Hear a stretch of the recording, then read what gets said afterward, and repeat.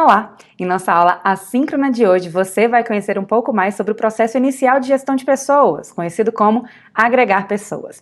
A gente vai discutir como a tecnologia vem influenciando esse processo, mas também entender a diferença entre recrutamento e seleção, conhecer como funciona o processo de recrutamento, quais são as fontes e os meios de recrutamento que a gente pode utilizar e também falar sobre employer branding. Vamos lá? A tecnologia já faz parte da nossa vida, certo? Praticamente a gente não consegue mais viver sem. A gente pode dizer que está num período de transição entre eras, entre diferentes revoluções industriais. Como assim? O Schwab colocou que a gente está entrando no que seria chamada de quarta revolução industrial, ou revolução 4.0. Você possivelmente já ouviu falar em marketing 4.0, recursos humanos 4.0. A gente tem uma série de nomenclaturas voltadas com essa numeração agora. Banov colocou que essa era é caracterizada pela internet das coisas, computação quântica, robótica, tecnologias vestíveis e implantáveis, casas conectadas, e não só a nossa vida é influenciada, como a gestão de pessoas também é influenciada por essa tecnologia. Um profissional de gestão de pessoas que atuava há 10, 15 anos atrás, se ele voltasse para o mercado nesse exato momento, talvez ele não conseguisse realizar todas as atividades que ele realizava antes, por causa dessa tecnologia. A gente tem algumas práticas tradicionais de gestão de pessoas que pouco mudaram, mas boa parte dessas práticas sofreram grandes influências da tecnologia. Hoje a gente escuta falar de Big Data, People Analytics, Microlearning, EAD, tudo isso sendo utilizado dentro das organizações e com um papel muito forte, muito grande da gestão de pessoas nesse processo. Mas a gente precisa se perguntar, se todos os processos de gestão de pessoas são influenciados pela tecnologia, quais são os impactos dela no processo de agregar pessoas? Para responder essa pergunta, a gente precisa voltar um pouco e lembrar o que é o processo de agregar pessoas. Agregar pessoas constitui o primeiro processo da gestão de pessoas e acaba se tornando uma espécie de rota de entrada ou porta de entrada das pessoas na nossa organização. Eles estão sempre agregando novas pessoas a seu quadro, seja em maior ou menor quantidade, por demanda, por questões econômicas, ou por aposentadoria, desligamento, promoção ou ampliação do seu quadro de funcionários.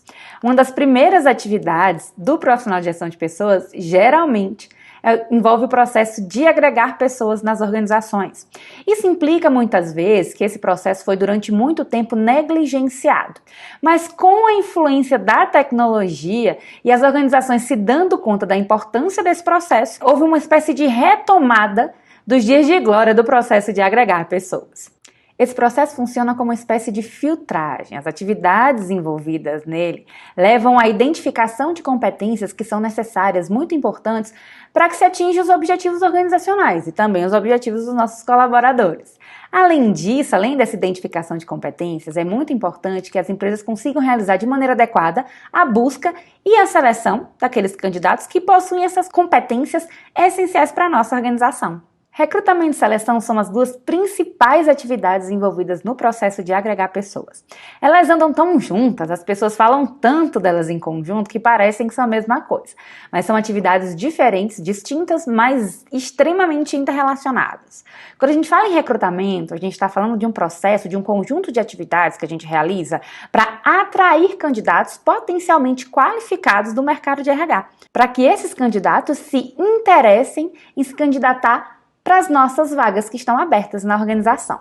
Depois desse processo inicial em que a gente identifica as melhores estratégias para atrair esses candidatos muito bons, a gente vai para a segunda parte do processo, que é a seleção. Quando a gente fala em seleção, a gente está falando de escolha desses candidatos que responderam ao nosso anúncio de recrutamento. Aqui a gente vai escolher aqueles que mais se encaixam, que mais se aproximam ao perfil que a gente tem de profissional.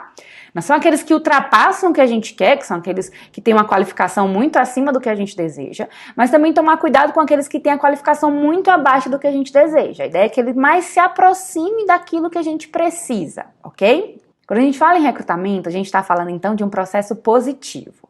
Ou seja, quanto mais candidatos potencialmente qualificados a gente consegue, melhor. Já na seleção, a gente vai pegar essa quantidade de candidatos que se inscreveram no nosso processo e conseguir diminuí-la, ou seja, a gente tem um processo restritivo, que o ideal é que a gente consiga um número de candidatos condizente com a quantidade de vagas que a gente tem. Agora que você já entendeu a diferença entre as duas principais atividades envolvidas no processo de agregar pessoas, a gente vai responder aquela pergunta inicial da nossa aula. Afinal de contas, qual o impacto da tecnologia no processo de agregar pessoas? A gestão de pessoas como um todo tem uma marcante automatização. Vários processos da gestão de pessoas já estão automatizados. E não é diferente com recrutamento e seleção. A gente tem plataformas digitais com diferentes categorias auxiliando nesses processos, tanto de recrutamento quanto de seleção. Essas plataformas digitais podem ser entendidas como modelos de negócios que conectam interesses e pessoas a partir, por meio da tecnologia. E isso acaba diminuindo, encurtando as distâncias, diminuindo o tempo para realizar esses processos de recrutamento e seleção, também diminui os custos e aumenta a quantidade de pessoas que podem participar desse nosso processo. Dentre essas plataformas digitais, a gente tem, por exemplo, o LinkedIn, que é uma das estratégias bastante utilizadas para recrutar essas pessoas para a nossa organização, mas a gente também tem determinadas empresas, inclusive aqui de Uberlândia, que fazem todo o processo de recrutamento e seleção a partir de plataformas digitais. Big Data também é uma outra palavra muito comum nesse processo de agregar pessoas, que é aquele armazenamento de grande quantidade de dados.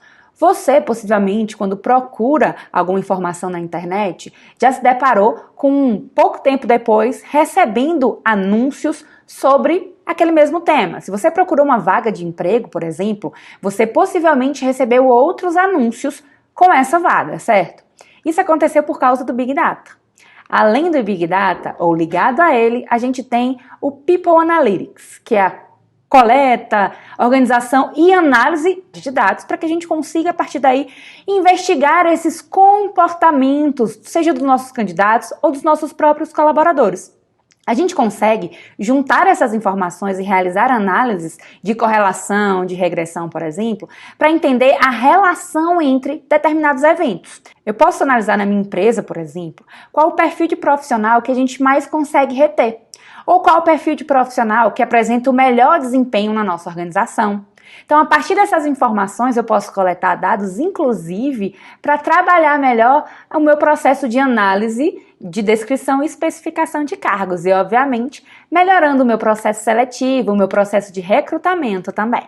Um outro ponto da tecnologia que ajuda muito o andamento do processo de agregar pessoas é a inteligência artificial. Aqueles dispositivos eletrônicos que vão acabar processando, entendendo e raciocinando, interpretando também dados com base em algoritmos. Existem muitas empresas de tecnologia voltadas a essa área de recrutamento e seleção que fazem todo esse processo a partir da inteligência artificial, inclusive realizando análise de currículo. Sim, ao invés de uma pessoa estar fazendo toda a análise, analisando, por exemplo, 400 currículos, a inteligência artificial pode realizar essa análise. Isso mostra a importância, por exemplo, de você, enquanto candidato, cada vez mais prestar atenção ao seu currículo, utilizando palavras-chave que tenham a ver com a vaga a qual você se inscreveu. O outro elemento que também tem sido bastante utilizado são os chatbots, aqueles assistentes virtuais, os robôs, que interagem com o candidato.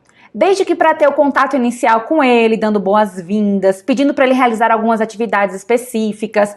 Isso otimiza o tempo, mas a gente precisa tomar muito cuidado para não perder a humanização desse processo de recrutamento. Depois de abordar de maneira geral o processo de agregar pessoas, o foco da nossa aula de hoje é trabalhar o processo de recrutamento. Mas como é que ele acontece? Diferentes autores vão apresentar diferentes modelos para indicar as etapas que compõem esse processo.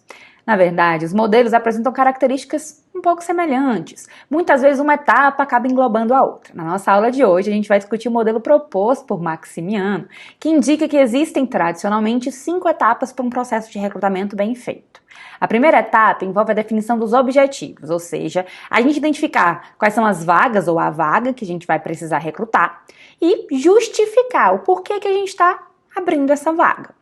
Depois de definir os objetivos, a gente precisa conhecer um pouco mais sobre os candidatos e sobre o cargo. Como assim? A gente precisa definir quais são as informações do cargo, bem como, a partir dela, o perfil desejado de profissional, para que a gente consiga um fit mais adequado entre o cargo e o perfil profissional. Mas a gente vai discutir também que não é apenas o foco no cargo. Em seguida, a gente vai para a terceira etapa, que envolve a escolha das fontes. A escolha das fontes, ela ocorre a partir de uma análise de cenário. tanto análise interna quanto análise externa, para que a partir daí a gente consiga identificar se a gente vai utilizar recrutamento interno, recrutamento externo ou os dois.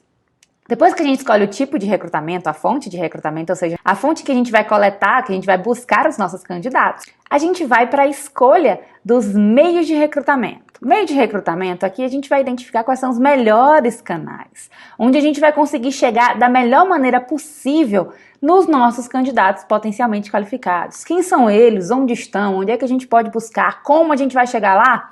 A partir da escolha desses meios ou canais de divulgação. E por último, mas não menos importante, atividade de recrutamento. Aqui a gente está falando do planejamento final e também da execução do processo de recrutamento, inclusive a avaliação do mesmo. Mas calma que a gente vai entender cada uma dessas etapas aqui. A primeira dessas etapas, que é a definição dos objetivos de recrutamento, a gente vai fazer algumas perguntas. Por exemplo, quais são os cargos que a gente vai precisar recrutar? A gente precisa oficializar a demanda. A gente pode até começar uma sondagem antes da oficialização, se a gente tiver com tempo, mas a ideia é que a gente deve começar esse processo a partir da oficialização da demanda, ou seja, quando a gente recebe a requisição de pessoal, para a partir daí buscar esses profissionais. Quais os motivos da necessidade de pessoal? Por que a gente está abrindo essa vaga agora?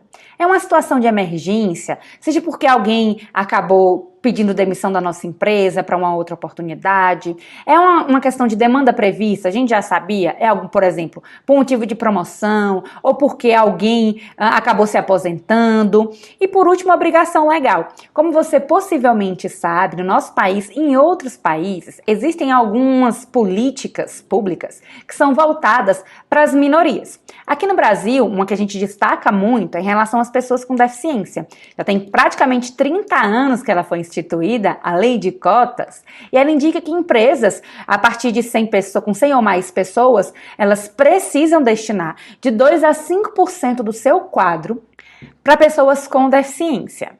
Então, onde se encaixa essa nossa abertura de vaga nesse momento? É um cargo novo? É um cargo que já existe? É um cargo temporário ou permanente? Onde essas pessoas vão trabalhar? Nesse momento a gente pensa, elas vão trabalhar alocadas, elas vão trabalhar de forma remota, elas vão trabalhar de forma híbrida. A gente precisa considerar essas informações. Qual é o salário que a gente vai oferecer? Várias outras perguntas podem ser feitas. Esses são aqui exemplos do que a gente pode perguntar, porque isso vai influenciar muito todo o nosso processo a seguir. Por exemplo, eu preciso apresentar boa parte dessas informações no meu anúncio da vaga. Depois de definir os objetivos do nosso recrutamento, a gente precisa trabalhar o processo de descrição de cargos e os requisitos necessários para ocupar esse cargo. A ideia é que a descrição e especificação, elas possuem assim, um papel importantíssimo para o processo de recrutamento e também de seleção, assim como para outros processos da gestão de pessoas. A gente pode colocar que elas acabam auxiliando a preparar a nossa oferta de emprego, porque tem informações que são importantíssimas para que a gente entenda melhor o colaborador esperado pela nossa organização. Como a gente já sabe, descrição de cargo envolve o relato das atividades que vão ser desempenhadas pelo futuro colaborador.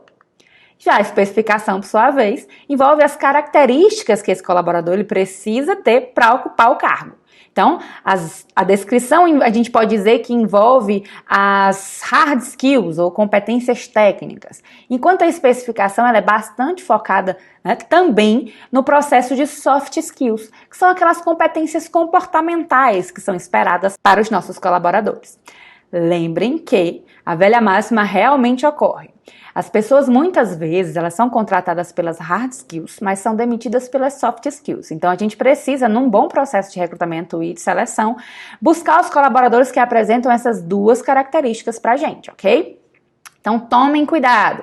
A gente não pode focar única e exclusivamente no cargo e nem discriminar as pessoas nesse processo de especificação. Como assim? É muito importante, sim, que a gente considere as características dos cargos que a gente vai buscar, né, os candidatos. Mas a gente precisa considerar características da nossa organização como um todo. Então, eu vou focar no cargo, mas na cultura organizacional. É muito comum nos processos seletivos que as empresas usem online, nas plataformas digitais, os testes de fit cultural ou de ajuste cultural, identificando que é extremamente importante que você se ajuste, que você compartilhe dos valores, da cultura da nossa organização. O cuidado também deve ser tomado com as questões de discriminação. A gente deve evitar a todo e qualquer custo que o nosso processo seja contaminado por algo tão ruim quanto a discriminação. Muitas vezes a gente nem se dá conta de comportamentos discriminatórios baseados em preconceitos e visões negativas das pessoas que a gente mesmo tem. Então, esse trabalho de autoavaliação do profissional de recrutamento e seleção é extremamente importante. É sempre perguntar por quê. Por que essas características são importantes? Por que essa especificação? Por que tem que ser desse jeito? Porque a partir do momento em que a gente não tem uma justificativa plausível, possivelmente a gente está discriminando os candidatos e a gente pode encontrar problemas seríssimos, inclusive para a marca empregadora, que daqui a pouco a gente vai falar sobre isso. Terceira etapa do nosso processo envolve a escolha das fontes de recrutamento. Depois que a gente conseguiu já buscar aquelas informações sobre qual é a vaga, por que a vaga foi aberta e também quais as características do cargo e do perfil profissional que a gente deseja, focando também nas características da organização, a gente vai para a etapa de escolha das fontes de recrutamento. A gente aqui vai escolher onde procurar e atrair esses candidatos potencialmente qualificados para o nosso processo seletivo. Para isso, a gente precisa fazer uma análise de cenário, tanto interna quanto externa. Quando a gente fala de análise de cenário interna, a gente está falando, por exemplo, do organograma, identificar se o cargo que a gente está investigando é o último, ou seja, o mais baixo do nosso organograma. Nesse caso, não tem como a gente utilizar a fonte interna, não tem como a gente buscar outros colaboradores, porque eu não posso tirar um colaborador de um cargo mais alto para colocar num cargo mais baixo. A gente também vai investigar o quadro de pessoas que a gente tem na nossa empresa e as qualificações que elas possuem. A gente vai ver se existe um planejamento de sucessão, de pessoas que podem ocupar aquele cargo. Então, são informações muito importantes para que a gente tenha um bom desenvolvimento. Esse é o primeiro ponto que a gente precisa olhar. Essa análise interna, ela precede a análise externa. Quando a gente fala de análise externa, a gente precisa investigar o mercado de trabalho e o mercado de recursos humanos. Nossa, eu achei que era a mesma coisa. Não são. Em geral, as pessoas chamam tudo de mercado de trabalho, certo? A gente vai entender a diferença aqui. Mercado de trabalho é onde estão as oportunidades de emprego que são disponibilizadas num local e numa época. Então, quando a gente fala do mercado de trabalho, a gente está falando de onde estão as vagas e as empresas. Por sua vez, quando a gente fala em mercado de RH, ou mercado de recursos humanos, a gente está falando de onde estão as pessoas aptas para trabalho em determinado lugar ou numa determinada época. Então, nunca mais chame que as pessoas estão no mercado de trabalho. Na verdade, elas estão no mercado de recursos humanos. A ideia é que essas pessoas elas podem estar disponíveis, ou seja, buscando emprego, ou aplicáveis, aquelas pessoas que já estão em um outro emprego, mas que podem vir para a sua empresa. É relativamente comum, principalmente quando a gente contrata os headhunters ou os caça-talentos para buscar colaboradores, seja em concorrentes ou empresas de outras áreas. Como todo mercado de trabalho e o de recursos humanos envolve o processo de oferta e de procura. O mercado de trabalho, lembrando que é onde estão as vagas e as empresas que oferecem essas vagas, ele pode se dividir em oferta e procura. Quando a gente fala em oferta, neste caso, a gente está falando de uma abundância de vagas. Então, a gente tem uma grande quantidade de vagas. Quando a gente fala em procura, a gente está falando de escassez de vagas. É importante a gente considerar também que essa oferta e procura no mercado de trabalho, ela é oposta ao mercado de RH. Como assim? Se o mercado de trabalho está em oferta, é porque o mercado de RH está em procura. E vice-versa. Afinal de contas, a gente fala que existem muitas vagas se a gente for comparar que existem poucos candidatos. Então, quando o mercado de trabalho está em oferta, ou seja, quando a gente tem mais vagas do que tem candidatos, por que é importante investigar isso? A partir dessa informação, eu consigo identificar se eu preciso investir mais ou menos no meu processo de recrutamento e seleção, no meu processo de treinamento, nas questões salariais. Como assim? Se a gente tem muita vaga, se muitas empresas concorrentes a nós estão apresentando vagas semelhantes à que a gente apresenta, a gente vai precisar incrementar mais esse processo de recrutamento. Então, a gente precisa investir mais na atração de candidatos. Além disso, a gente precisa segurar os colaboradores que a gente já tem. Então, começar pelo processo de recrutamento interno é muito importante, principalmente quando a gente tem um mercado de trabalho em oferta. Além de investir mais e melhor nas estratégias de recrutamento, a gente precisa de critérios de seleção menos rigorosos. Se eu tenho pouca gente e eu tenho muita vaga, eu não posso ser extremamente criterioso. Mas, professora, eu vou colocar qualquer pessoa na minha empresa? Não. Mas eu tenho sim, como a gente brinca aqui, baixar o sarrafo para conseguir os colaboradores, nem que eu invista melhor em treinamento neles depois. Eu também preciso investir mais nas ofertas salariais e nos benefícios para atrair esses colaboradores. Pensa no mercado de tecnologia, um mercado extremamente aquecido.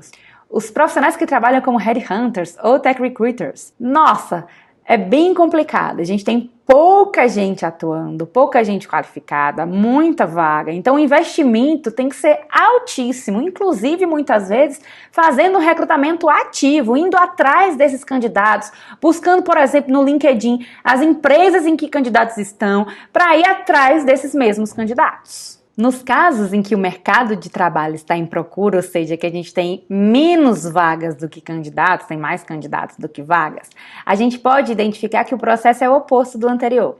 Aqui a gente pode se dar o luxo de investir menos na atração, não é que a gente não vai fazer isso, é que a gente vai ter menos esforço para conseguir candidatos potencialmente qualificados. A gente pode usar nesse caso aqui tranquilamente recrutamento externo. A ideia aqui é que eu também vou precisar investir mais, ou seja, você mais criterioso no processo seletivo. Então eu posso utilizar muito mais critérios para selecionar esses colaboradores, esses futuros colaboradores para a nossa empresa.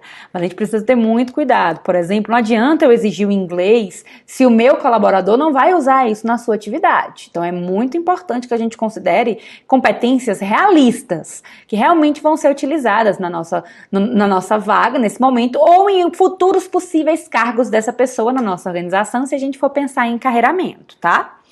E por último, nesse caso a gente pode se dar o luxo de diminuir as ofertas salariais. Se quando a gente tem um mercado de trabalho com muitas vagas, a gente precisa investir também, alto em ofertas salariais e em benefícios, quando a gente tem o contrário, que é o caso da procura, que a gente tem poucas vagas e muitos candidatos, a tendência é que o valor dos salários e dos benefícios diminua em relação a outra possibilidade. Ficou clara a importância de fazer essa investigação? Então é sempre interessante que a gente vá atrás dessas informações para não perder tempo no processo de recrutamento ou de seleção. Apresentando as características do mercado de trabalho em relação à oferta e procura, eu já apresentei para vocês duas fontes básicas de recrutamento, o recrutamento interno e o recrutamento externo. Para identificar qual a gente vai usar, é muito importante que a gente conheça um pouco mais sobre as suas características. O recrutamento interno é aquele em que a gente vai buscar preencher as nossas vagas por meio da promoção ou transferência de pessoas que já estão na nossa organização. É muitas vezes importante que a gente priorize esse tipo de recrutamento, esse meio de recrutamento. Por quê? Quais são as vantagens dele? Quando a gente utiliza o recrutamento interno, ele tende a ser mais barato e mais rápido, porque espera-se que a gente já conheça os colaboradores que estão na nossa organização. A gente tem esse conhecimento prévio, então isso facilita com que a gente identifique que esse trabalhador vai permanecer mais tempo na nossa empresa. Lembra do People Analytics? Então, utilizar essas informações, analisar esses perfis dentro da nossa organização são extremamente importantes para a gente entender o poder do nosso recrutamento interno. Ele pode aumentar a motivação dos colaboradores, porque as pessoas podem identificar, olha, a empresa investe na gente, a empresa quer o nosso crescimento. Aproveita os investimentos em treinamento e desenvolvimento que a própria empresa já fez, o que é essencial para não perder para outros concorrentes, digamos assim, e também ajuda a gente a controlar os níveis salariais, afinal de contas as pessoas já estão na nossa empresa. Mas como tudo na vida, o recrutamento interno também tem suas desvantagens. A gente pode identificar, por exemplo, que muitas vezes na nossa empresa pode faltar pessoas qualificadas para ocupar aquele cargo. Utilizar esse tipo de recrutamento acaba evitando ou dificultando que a gente injete sangue novo na nossa empresa, ou seja, que a gente tenha inovação, que a gente traga pessoas diferentes, que pensem diferentes. Isso vai acabar facilitando o conservantismo ou conservadorismo das ideias e dos processos que a gente tem na nossa empresa. E muitas vezes a gente pode frustrar aquelas pessoas que não foram promovidas. Então é essencial que num processo de seleção, que é à frente do recrutamento, a gente utilize os critérios de maneira cada vez mais claras para os nossos colaboradores entenderem o porquê foram ou não promovidos. Além do recrutamento interno, a gente precisa entender sobre o recrutamento externo, que é aquela busca pelo preenchimento da vaga a partir da admissão de pessoas que estão fora da nossa organização, pessoas que estão no mercado de recursos humanos fora da nossa empresa. A gente tem como vantagem desse recrutamento externo trazer sangue novo, novas experiências para a nossa organização, pessoas com bagagens diferentes, com características diferentes. A gente também consegue renovar e enriquecer a nossa organização a partir desses colaboradores, obviamente se eles forem bem selecionados. E a gente também aproveita os investimentos de treinamento, desenvolvimento e até de educação que outras empresas fizeram e que os próprios candidatos já fizeram. Muitas vezes a gente precisa investir até pouco no desenvolvimento, no treinamento desses colaboradores, porque eles já vêm com uma bagagem boa. A gente precisa só ajustar para as características da nossa empresa. Mas a gente também tem as desvantagens. A gente pode identificar aqui que esse processo ele pode ser mais demorado, mais custoso. A gente muitas vezes identifica que ele tende a ser menos seguro, porque eu vou fazer inferência se aquele colaborador vai conseguir atuar no cargo, se vai ficar na nossa organização, porque eu talvez não tenha tantas características desse colaborador, desse futuro colaborador, do candidato. Então a gente precisa se dar conta que cada vez mais utilizar critérios adequados e formas de seleção objetivas para que a gente consiga inferir da melhor maneira possível o futuro comportamento desse nosso candidato. Os candidatos são desconhecidos, então vamos investir mais nesses processos para que a gente entenda cada vez mais deles. Os colaboradores de dentro da nossa empresa podem ficar frustrados por não serem promovidos. Afeta também a política salarial. Se eu for buscar alguém, por exemplo, que já está aplicado em outra empresa, eu vou ter que investir bem financeiramente para muitas vezes ele querer sair de lá para vir para a nossa empresa. A penúltima etapa do processo de recrutamento é a escolha dos meios de comunicação. Se eu já identifiquei que eu vou usar recrutamento interno ou externo, agora é a hora de escolher os canais de comunicação em que eu vou divulgar, em que eu vou transmitir as informações sobre a vaga para encontrar os candidatos potencialmente qualificados. A gente precisa considerar alguns elementos na hora de escolher. As verbas que a gente tem, ou seja, quanto financeiramente a gente pode gastar nessa busca por esses candidatos. Quais características do cargo que a gente está investigando, por exemplo. É um cargo mais alto, é um cargo mais baixo, é mais operacional, é mais estratégico, é mais tático? A gente precisa entender.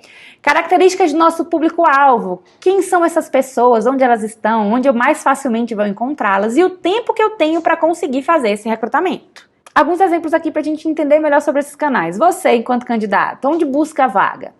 Já ajuda a gente a entender um pouquinho mais sobre possíveis canais de comunicação. Algumas empresas utilizam muito a imprensa, jornais, revistas, sejam online ou sejam físicos. Acontece muito e obviamente que vai depender de características do nosso cargo, do nosso público-alvo, para a gente optar por essa possibilidade. Sites da empresa, a própria intranet, painéis de comunicação organizacional, inclusive aquela plaquinha na porta da empresa, muitas vezes ainda funciona. Obviamente que eu não vou divulgar na porta da minha empresa um cargo de gestão, mas um cargo operacional, se o meu público-alvo passa na porta da minha empresa, é uma possibilidade sim de divulgar lá. Outro meio que a gente tem são os job boards, que seriam os portais de vagas, como Cato, InfoJobs, Vaga.com, Manager. A gente tem uma série deles que ajuda a gente também a divulgar essas vagas. Alguns pagos para a empresa, outros pagos para os candidatos, outros gratuitos para os dois ou pagos para os dois. Então, novamente, foca na verba e se o nosso público-alvo acessa esse tipo de site. Redes sociais. São os queridinhos dos recrutadores, principalmente o LinkedIn, onde a gente mais costuma achar candidatos. Existe a parte paga, a parte gratuita do LinkedIn para buscar esses candidatos. Então, é muito importante divulgar lá também, se o nosso público-alvo acessa essa rede social. Facebook, Instagram, vários recrutadores utilizam essas ferramentas para divulgar as vagas. Mas, novamente, qual a possibilidade do nosso público-alvo, do nosso candidato perfeito, acessar esse meio de comunicação? Instituições formativas. Dependendo da área, eu posso buscar em universidades para divulgar as minhas vagas. Para trainee, por exemplo, para estágio, isso vai facilitar bastante. Ou até para profissionais de gestão, se eu vou buscar alguém que tem um MBA, que tem uma especialização, um mestrado ou doutorado, divulgar nas universidades vai ser um elemento muito importante para a gente obter mais possíveis candidatos qualificados. E também a gente pode adotar agências especializadas em processo de recrutamento e seleção. Mas lembre que, quando eu contrato uma consultoria para fazer essa atividade, quanto menos tempo eu dou essa consultoria para conseguir os candidatos, mais caro vai ser esse processo. Quanto mais alto o cargo, mais caro vai ser esse processo. Então, é preciso levar esses elementos em consideração para escolher qual o meio de comunicação que a gente vai usar. Então, depois que a gente escolheu os meios de comunicação, a gente vai para a quinta e última etapa, que é planejar e executar o recrutamento. Como é que a gente faz isso? Aqui é o momento de elaborar e divulgar o anúncio de recrutamento nos meios que você escolheu para divulgar as vagas. A ideia aqui é que a gente consiga fazer os anúncios mais atraentes, focando no nosso público-alvo e na nossa empresa. Se a minha empresa ela é mais descolada, eu posso usar um anúncio mais descolado, mais engraçadinho. O pessoal do recrutamento de tecnologia, Tech Recruitment, eles usam bastante anúncios descoladinhos para o pessoal da tecnologia. Muitas vezes eles pegam lá, pensando num desenvolvedor, pode colocar um código como imagem de fundo, e se você entendeu isso aqui, vem falar com a gente. Dependendo das características do cargo e da minha empresa, eu posso apresentar esse tipo de anúncio. Mas se a minha empresa ela é mais conservadora, aí eu tendo a utilizar anúncios mais conservadores também. Então, você, candidato, preste atenção no anúncio, que ele já pode te dizer coisas sobre a cultura da organização a qual você vai pleitear a sua entrada. Todo anúncio de recrutamento, ele precisa ser revisado. Quando a gente tem um anúncio com erros de português, por exemplo, ou erro de digitação, isso influencia muito na credibilidade da nossa empresa. Então, nada de apresentar anúncios como esse aqui, com esse erro grosseiro de português. Por favor, tem que mostrar que você faz o seu trabalho direito, que você quer pessoas que também façam o seu trabalho direito. A gente também precisa, nesse processo, avaliar o meu recrutamento. Mas como é que eu vou avaliar se o meu recrutamento foi bem feito ou não? Eu posso usar uma série de critérios. Eu posso investigar, por exemplo, a quantidade de candidatos que se inscreveram no meu processo seletivo. 200 candidatos, no LinkedIn 1000 candidatos. Isso é quantidade, mas quantidade nem sempre é qualidade. Desses 1000 candidatos, quantos são potencialmente qualificados? Quanto a minha inteligência artificial ou o meu recrutador mesmo conseguiu selecionar a partir de filtros, conseguiu identificar para passar para o processo seletivo. Então, a qualidade envolve quanto se encaixa no perfil que a gente deseja. Quantidade é bom, mas qualidade é melhor ainda. Rapidez, em quanto tempo eu consegui esses candidatos potencialmente qualificados? Dependendo da área, isso vai ser maior ou menor. E também dos meios que eu utilizei. E por último, a gente também pode investigar o custo. Quanto eu investi nesse processo? Foi gratuito? Ou não? Ou eu contratei uma consultoria? Então, isso é importante para a gente também considerar. Um outro elemento que a gente pode utilizar para avaliar o recrutamento é o tempo em que a pessoa permaneceu na nossa empresa. O índice de rotatividade também ajuda bastante a gente a entender se o recrutamento foi bem feito. Obviamente que não é só um recrutamento bem feito que segura os colaboradores da nossa empresa. Tem uma série de outros elementos, como o próprio processo seletivo, cultura organizacional, qualidade de vida no trabalho e outros pontos que a gente precisa considerar. Mas é um indicador importante também. Chegamos ao final da nossa aula. Você já ouviu falar em Employer Branding? Na área de gestão de pessoas, a gente costuma utilizar muitos termos em inglês. Employer Branding, a gente pode chamar que é um conjunto de técnicas que a empresa utiliza para reforçar a imagem enquanto uma boa empregadora. Então, Employer Branding é marca empregadora. Pensa o seguinte, uma marca empregadora, quando ela é forte, isso é um fator decisivo para que as pessoas se apliquem para a vaga. Você possivelmente tem aquela empresa dos seus sonhos, certo? Aquele lugar que você quer trabalhar, que você sonha em trabalhar lá. Possivelmente, eles têm um employer branding muito forte, porque você deseja trabalhar lá. Então, é um fator decisivo para que a gente consiga se aplicar àquela vaga. Obviamente que não é o único, mas é extremamente importante. Se você tem uma marca empregadora fraca ou ruim mesmo, se aconteceu alguma coisa muito forte em relação a algum colaborador seu, assédio, por exemplo, isso pode fazer com que as pessoas não queiram se candidatar por mais alto que seja a remuneração, por exemplo, que você coloque para uma vaga. Porque por mais que pareça óbvio que todo mundo quer um salário altíssimo, não só isso funciona como uma atração do candidato para a nossa empresa, para a nossa vaga.